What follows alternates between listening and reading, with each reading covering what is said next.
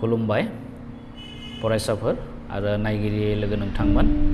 गासैखौबो गोदान मोनसे भिडिअ बरायनाय जाबाय। नायगिरि लोगो नोंथांमोन, आं नैबे भिडिअनि गेजेरजों नोंथांमोननो मोननैसो जोंनि जा आसामाव थानाय गभार्नमेन्ट मेडिकेल कलेज, बे गभार्नमेन्ट मेडिकेल कलेजनि सायावनो बे भिडिअखौ बानायनो नागिरदों। आसामाव दासिम गंबेसे गभार्नमेन्ट मेडिकेल कलेज दङ आरो बेफोर मेडिकेल कलेजफोराव सिट केपासिटिफोरा बेसेबां दङ, बिनि बागैनो नैबे भिडिअखौ बानायनो नागिरदों। आरो नोंथांमोना जायफोर फरायसा बिथांमोना गावनि जिउआव डाक्टर जानायनि सिमां सुजुदों बा सिमां नुदों, बिथांमोना नैबे भिडिअनिफ्राय गोबां बानजायनाय मोननो हागोन आरो बिथांमोना गभार्नमेन्ट मेडिकेल कलेजनि सिट केपासिटिफोरखौबो नैबे भिडिअनि गेजेरजोंनो आबुङै मोनथिनो हागोन। बबे कलेजाव सिट केपासिटिफोरा बेसेबां बेखौ कमप्लिटलि मोननो हागोन। दा गिबियावनो नोंथांमोना मेडिकेल कलेजाव MBBS फरायनायनि सिमां दङब्ला नोंथांमोना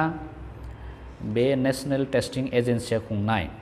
जा निट आनजाद, बे निट आनजादाव क्वालिफाइ जानो नांगोन। दा गोबां क्वालिफाइ जायो, नाथाय बेवहाय जा गभार्नमेन्ट मेडिकेल कलेज, बेवहाय सिट मोननो थाखाय मोनसे मोजां पार्सेन्टाइलनि गोनांथि दङ। बेजों लोगोसे पार्सेन्टाइल एबा मोजां स्करनि गोनांथि दङ। मोजां स्कर मोनब्लासो गभार्नमेन्ट मेडिकेल कलेजाव एडमिसन मोननो हागोन। दा जायफोर गभार्नमेन्ट मेडिकेल कलेजाव फरायनो गोसो, बिथांमोना निट आनजादाव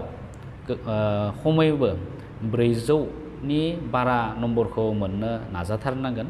400नि बारा नम्बर मोनोब्ला नोंथांमोना गभार्नमेन्ट मेडिकेल कलेजाव MBBSनि थाखाय सिट मोनगोनखौ आसा खालामनो हायो। दा 400नि जुदि 720नि मादाव 400नि गाहायाव मोनोब्ला एसे खम चान्स थायो। आरो नोंथांमोननो काट अफनि सायाव जुदि भिडिअखौ बानायनो नांगौब्ला बेनि भिडिअखौबो आङो लाबोगोन, जे गभार्नमेन्ट इनस्टिटिउटआव सिट मोनोब्ला जोंनि जा ST हिसाबै काट अफआ बेसेबां थांगोन बा बेसेबां जानो नांगौ, बेखौ जुदि सोरबाफोर जुदि मिथियाब्ला बा आइडिया मोनाखैब्ला बेनि बागैबो आङो उननि समाव भिडिअखौ बानायनो नाजागोन। दा नैबे भिडिअ अनलि सिट केपासिटिनिल'सो आं बानायनो नागिरदों। दा बेवहाय जोंनि जा आसामाव दासान्दि गभार्नमेन्ट मेडिकेल कलेजा गासै गं 16 दङ। आरो बे गं 16आ जोंनि जा एम्स, गुवाहाटीनि सांसारियाव एम्स बेबायदि गभार्नमेन्ट इनस्टिटिउट दङ। बेखौ लाफानानै आसामाव दासिम गं 16 मेडिकेल कलेज जाहैबाय। दा बेवहाय बिनि सिट केपासिटिफोरा बेसेबां बेखौ आङो नैबे भिडिअनि गेजेरजों होनो नागिरदों। दा बेवहाय नोंथांमोना नुनो मोनदों गिबियावनो, आरो बे जाबाय रेंक वाइसबो आं होखादों बेवहाय। दा गिबियावनो नोंथांमोना नुनो मोनबाय एम्स, गुवाहाटी एम्स, बे सांसारियाव दङ। एम्स गुवाहाटी होनना बिसोर नायो आरो बेनि जा लकेसन सांसारियाव दङ। खाथियावनो गोबां मेडिकेल इनस्टिटिउट, गोबां मोजां इनस्टिटिउट जोंनि आसामावबो सफैबाय। स' नोंथांमोना मा खालामनांगोन, बेफोरबायदि मोजां इनस्टिटिउटआव फरायनो थाखाय सिमां सुजुनांगोन आरो सिमांखौ मोगथाङाव जाफुंहोनो नाजानांगोन। दा गुवाहाटी एम्सनि जा बेवहाय इस्टाब्लिश इयार, बेखौबो आं होफानाय जादों। आरो नोंथांमोना गुवाहाटी एम्सनि बागै गुवारै मोनथिनो सानदोंब्ला, गुवाहाटी एम्सआव मा कर्सफोर दङ बेनि बागै आबुङै मोनथिनो सानदोंब्ला नोंथांमोना नैबे बिसोरनि एम्सनि कलेजनि वेबसाइटआव भिजिट खालामनो हायो। बे जाबाय आं नोंथांमोननो बेवहाय होखादों। कलेज वेबसाइटआव थांब्लानो आबुङै मोनथिनो हागोन मा कर्स दङ, सिट केपासिटिफोरा बेसेबां, बेफोर गासैखौबो नोंथांमोना मोनथिनो हायो। दा बिनि सिट केपासिटिया बेसेबां दङ, 100 दङ। बेनिफ्राय Guwahati medical college and hospital, बेखौ बेसेबां मायथाइयाव गायसननाय जादोंमोन, 1960। बेनि सिट केपासिटिया बेसेबां, 250। सिगाङो बे 200 दंमोन, दा सेम आरो बारायलायबाय बेबायदि 250। बेनिफ्राय थामथि रेंकआव दङ Assam medical college and hospital, बे डिब्रुगड़आव दङ। बेखौ 1947 मायथाइयाव गायसननाय जादोंमोन। कलेजनि वेबसाइटआव थांब्ला बेनि बागै गोबां बाथ्राफोरखौ नोंथांमोना मोनथिनो हागोन। बेनिफ्राय बे जाहैबाय 200 केपासिटि दङ बेवहाय। बेनिफ्राय नेक्स्टआव दङ नैबे Silchar medical college and hospital, बेखौ 1968 मायथाइयाव गायसननाय जादोंमोन। बेनिफ्राय बेनि सिट केपासिटिया जाबाय 125। बेनिफ्राय नेक्स्टआव दङ 5 number Jorhat medical college hospital and बे जरहाटआव दङ। 2009 मायथाइयाव गायसननाय जादों। बेवहाय सिट केपासिटिया दङ 125। बेनिफ्राय नेक्स्टआव दङ नैबे Fakhruddin Ali Ahmed medical college and hospital बे बरपेटायाव दङ आरो बरपेटानि जा Fakhruddin Ali Ahmed medical college and hospital बेखौ बावैसो जोंनि आसाम सरकारा बेखौ फखरुद्दीन आली आहमेद मेडिकेल कलेज हस्पिटालनि जायगायाव बेखौ गोदान मुं होबाय Barpeta medical college and hospital बेबायदि जासिगोन दा बेखायनो नोंथांमोना बेखौ कनफिउज जानो नाङा आरो बेखौ 2011 मायथाइयाव इस्टाब्लिश खालामनाय जादोंमोन बेनिफ्राय बेनि सीट केपासिटिया जाबाय 125 बेनिफ्राय नेक्स्ट फैबाय 7 नम्बराव दङ तेजपुर मेडिकेल कलेज हस्पिटाल बेनिफ्राय 2013 मायथाइयाव बेखौ गायसननाय जादों बेनिफ्राय बेवहाय 125 सीट केपासिटिफोर दङ बेनिफ्राय 8 नम्बराव दङ Diphu medical college and hospital डिफुआव दङ 2019 मायथाइयाव बेखौ गायसननाय जादोंमोन बेनिफ्राय बेनि सीट केपासिटिया जाहैबाय 100 बेनिफ्राय 9 नम्बराव दङ Lakhimpur medical college and hospital बे नर्थ लखिमपुराव दङ बेनिफ्राय बेखौ 2021 मायथाइयाव गायसननाय जादोंमोन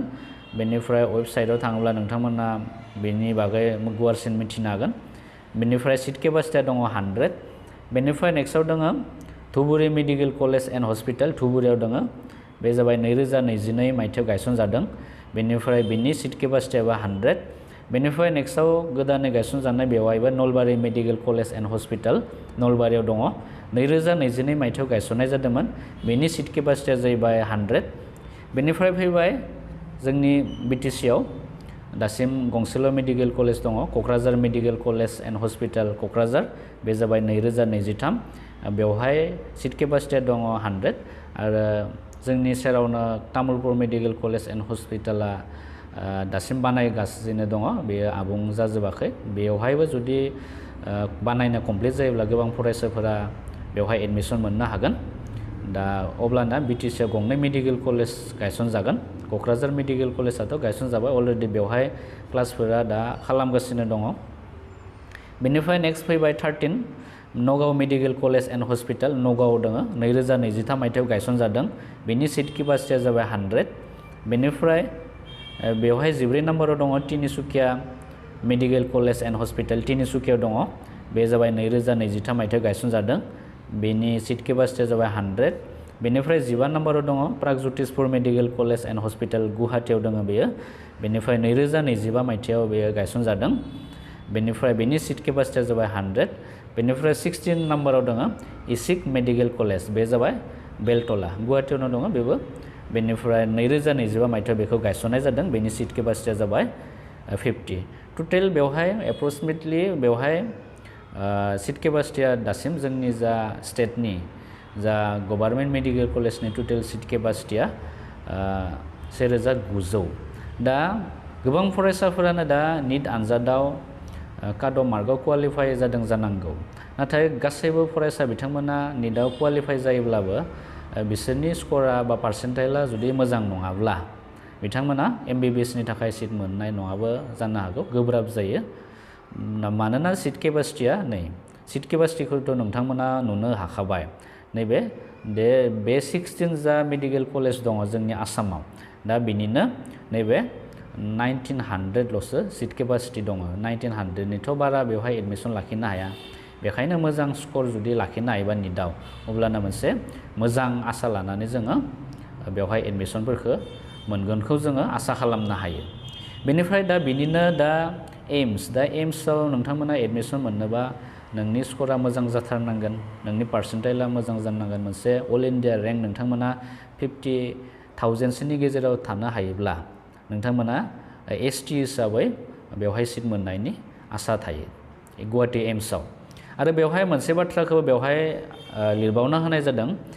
द director of medical education DME Assam conducts the state counselling for the 85% state quota seat दा नोंथांमोना बेवहाय जा सीट केपासिटि नुबाय टटेल 1900 नुबाय नोंथांमोना एम्सखौ लाफानानै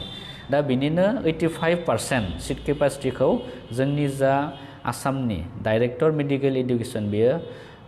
एडमिशननि थाखाय काउन्सिलिं खालामग्रोयो बेनि उनावसो एडमिशनखौ होगोन 85% सीटखौ जोंनि डाइरेक्टर मेडिकेल एडुकेशन बेयो स्टेटनि जायफोर फरायसा बिथांमोना नीटआव क्वालिफाइ जाबाय बिथांमोनखौ काउन्सिलिं खालामगोन बेनिफ्राय आरो जायफोर 15% दङ 15% जा सीट केपासिटि थागोन जोंनि स्टेटनि बा आसामनि बेखौ मा खालामगोन अल इन्डिया quotaनिफ्राय बेखौ लानाय जागोन 15%खौ नैबे 85%आ जाहैबाय जोंनि स्टेटनि फरायसाफोराल' मोनगोन बेवहाय गुबुन बायजोनिफ्राय बेखौ लाबोनाय जाया 15%आव थागोन बायजोनिबो अल इन्डिया quotaनिफ्राय बेखौ लाबोनाय जागोन आरो बे अल इन्डिया quotaनि जा मेडिकेलनि जा काउन्सिलिं बेखौ खालामनाय जायो नैबे मेडिकेल काउन्सिलिं कमिटि बे एडमिसननि थाखाय काउन्सिलिंखौ खालामनाय जायो दा बेफोरबायदि जुदि मेरिटआव नोंथांमोना काउन्सिलिंनि फार्स्ट राउन्डनि मेरिटफोराव जुदि थानो हायोब्ला नोंथांमोना नैबायदि मेडिकेल कलेजफोराव एडमिसन मोननो हागोन दा काट अफ मार्क्स हिसाबै बांद्रायथ' बेवहाय एसटी हिसाबै नोंथांमोना 400नि सायाव जुदि थायोब्ला नोंथांमोना माबा मोनसे आसा खालामनो हायो दा थेवबो माने बे फरायसाफोरनि जा स्कर मोननाय बेनि सायावबो जायो काट अफ मार्कखौ जे आं 400 मोनथारबानो जे गभार्नमेन्ट मेडिकेल कलेजफोराव सिट मोनथारगोन बेबो नङा बे गुबुन गुबुन माने पार्सेन्टाइल नायनानै बेनिफ्राय स्करखौ नायनानै बे मेरिट मोनसे दिहुननाय जायो आरो बे मेरिटआव थानो हाबानो नोंथांमोना एडमिसनखौ मोननो हागोन आरो काट अफ मार्कआ बोसोरफ्रोमबो चेन्ज जाबाय थायो दा बेखायनो नोंथांमोना हागौमानि प्रिपेयार खालामनानै निटखौ मोजाङै मार्कजों क्वालिफाइ खालामनानै बेफोराव सिट मोननो हायोब्ला नोंथांमोना MBBS फरायनो हागोन आरो डक्टर जानो हागोन नोंथांमोना आरो जायफोर नायगिरि बिथांमोना बा फरायसा बिथांमोना बे भिडिअखौ नायदों बिथांमोना बुजिनो हाखाबाय जानांगौ दा MBBSआव बेसेबां सिट थायो सिट केपासिटिफोरा बेसेबां आरो बे सिटआव नोंथांमोना एडमिसन मोननोबा नोंथांमोना माबोरै प्रिपारेसन खालामनांगोन नोंथांमोननि कम्पिटिसना माबायदि जागोन नोंथांमोना गावखौ एसे मोनथिखाबाय गावखौ प्रिपेयार खालामनो थाखाय आयदाखौ मोनबाय आरो थांखि दङब्लाथ' नोंथांमोना खस्थ' खालामथारनांगोन आसा खालामो नोंथांमोननि थाखाय नैबे भिडिअआ गोबां हेफाजाब होदों बेनिफ्राय सोरबाफोर फरायसाफोरा देग्लाय 2026 मायथाइनि निट आनजादाव क्वालिफाइ जादोंब्ला एबा निट आनजादाव जिरायदोंब्ला बिथांमोना बेसेबां स्कर मोननो हादों बेसेबां पार्सेन्टाइल मोननो हादों बेफोरखौ कमेन्ट्सआव फोरमायोब्ला गोजोननाय मोनगोन आरो जायफोर फरायसा बिथांमोना निटखौ मानिबा जाहोनाव मोजाङै गावनि लुगैनाय बायदि स्करखौ मोननो हायाखै बिथांमोना गावनि गोसोखौ लोरबां खालामनाङा उननि समाव